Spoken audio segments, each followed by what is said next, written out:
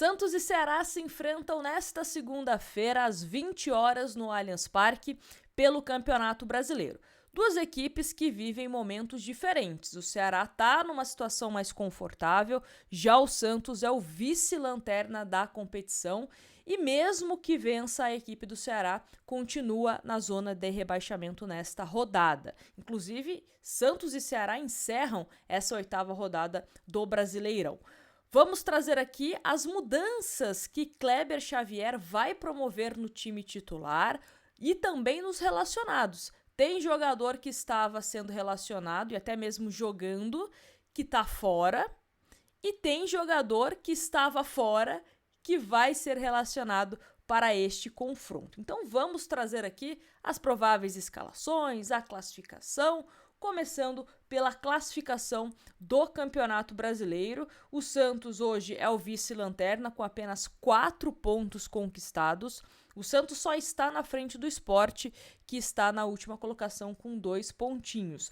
O Z4, neste momento, está formado por Vasco, 7 pontos, Juventude também 7 pontos, Santos 4 e Sport 2. O primeiro time fora da zona de rebaixamento é o São Paulo.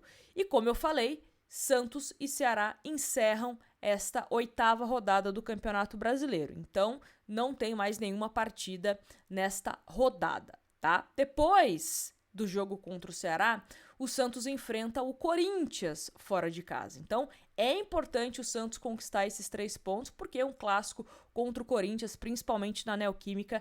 A gente sabe da dificuldade, o Santos, nas 2 vezes que jogou contra o Corinthians, não conseguiu vencer. Então, é importante que vença a equipe do Ceará. Bom, dito isso, visto a situação do Santos, né, que mesmo com uma vitória ainda permanece no Z4, vamos aos relacionados do Santos porque temos novidades. Então, começando por João Paulo relacionado, Zé Ivaldo, João Basso, Gil, Zé Rafael, uma das novidades, ele que pode fazer a sua estreia pelo Santos, inclusive num gramado que ele conhece, que é o Allianz Parque, ele que passou um bom tempo jogando pelo Palmeiras, foi apresentado na última sexta-feira, deixou claro que gostaria de jogar mais como um volante, não tão avançado como jogou no Bahia, por exemplo, então como um primeiro, segundo volante, pode ser que entre assim, alguns minutos na segunda etapa, então vai ser relacionado. Soteldo, Tomás Rincon, Tiquinho Soares, Diógenes, Aderlan, Lua Pérez, Tassiano, Pituca, Ian, Barrial, que estava fora tratando de um problema muscular, também fica à disposição.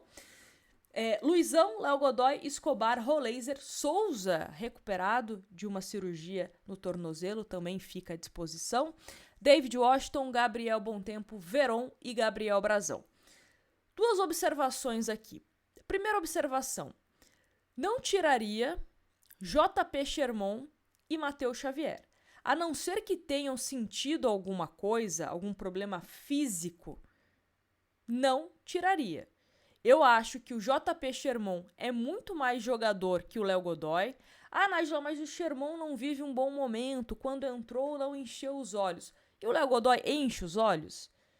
O Léo Godoy não é jogador do Santos. Ele é jogador do Atlético Paranaense. O Sherman é jogador do Santos. Então, para que você vai dar espaço para um jogador que não é do Santos?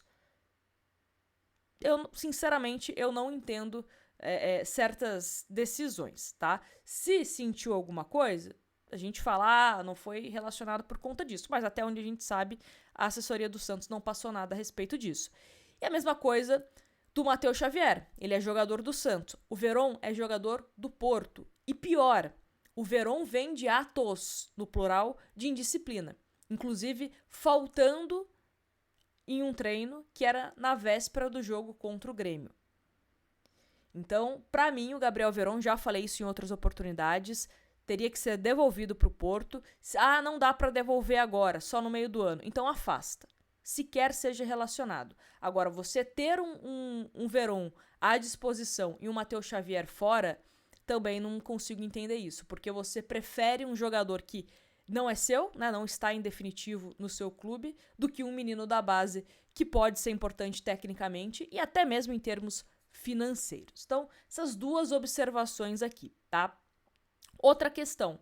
O Zé Rafael imagino que possa jogar alguns minutos, mas não acho que vai jogar tanto tempo assim no segundo tempo, caso entre. É mais para ir sentindo aos poucos, né, essa volta. Tá mais de 6 meses, mais de um semestre sem atuar. Então tem que ir com calma com o Zé Rafael, mas como ele mesmo disse na entrevista de apresentação, ele tá se sentindo bem, sem dores na coluna, então a tendência é que possa voltar a jogar em breve sem nenhuma restrição, tá bom? E aí, temos o provável time do Santos, que é esse aqui em termos de jogador, tá? Vamos discutir aqui a questão de posicionamento e quero a opinião de vocês nos comentários.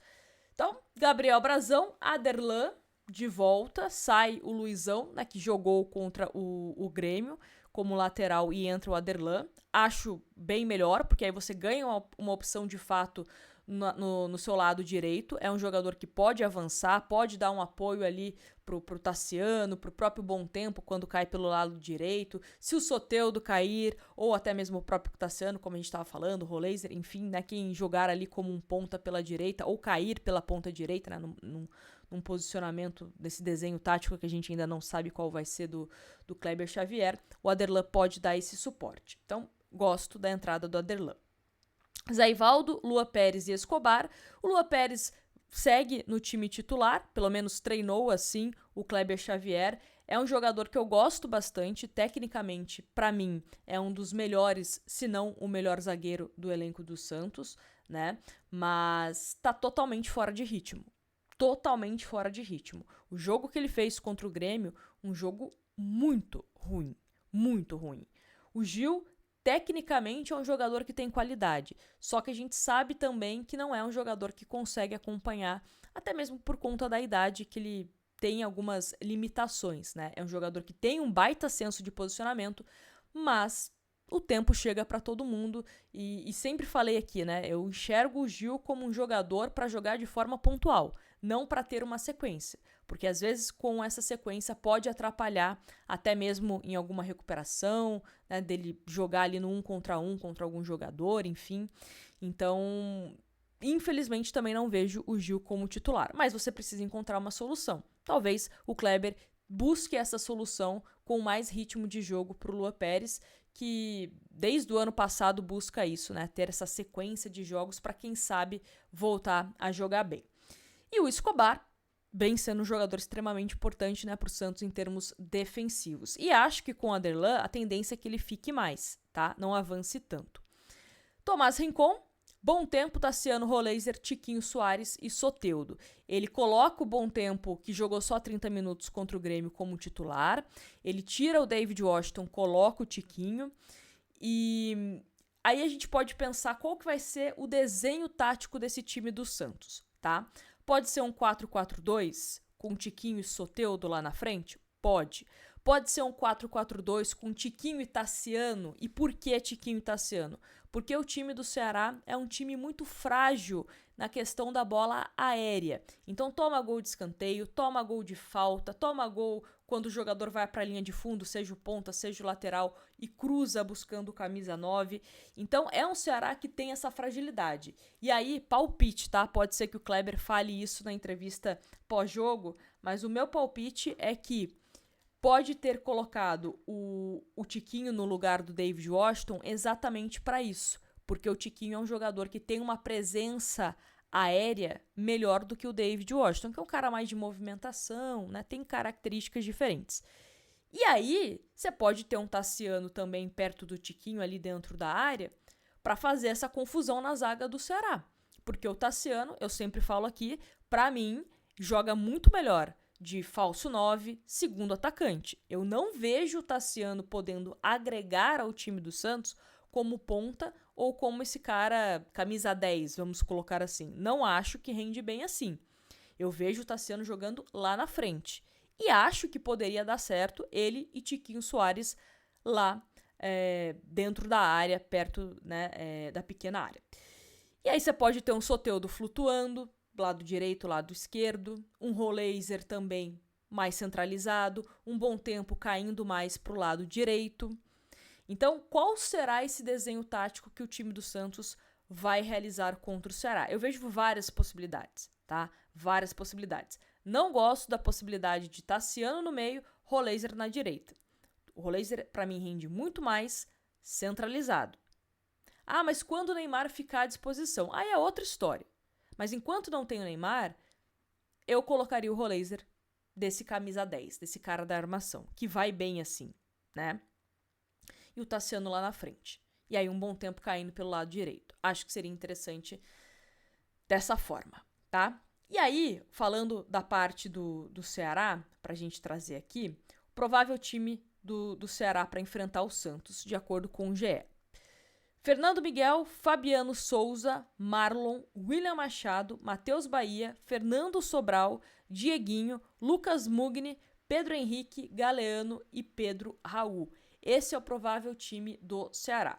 E aí, uma coisa que a gente tem que falar aqui é que o time do Ceará tem laterais também que gostam de acelerar o jogo, né? O Fabiano é um desses jogadores, por exemplo. O Galeano também, um jogador que gosta, né, de na beirada do campo dar esse trabalho pro time adversário. Então o Santos tem que tomar cuidado em relação a isso. Talvez o Escobar, como já é de praxe, né, não avança tanto, fique mais ali na dele, para que ele possa não dar espaço, não dar essa avenida para o time do Ceará atacar o Santos. E o Aderlan é um cara mais equilibrado, né? A gente sempre fala que o Aderlan é um lateral que ele não é nem tão ofensivo e nem tão defensivo. Ele é ali um meio termo interessante. Mas é um Santos que tem que focar nessa questão da bola aérea, bola parada. É uma fragilidade da equipe do Ceará.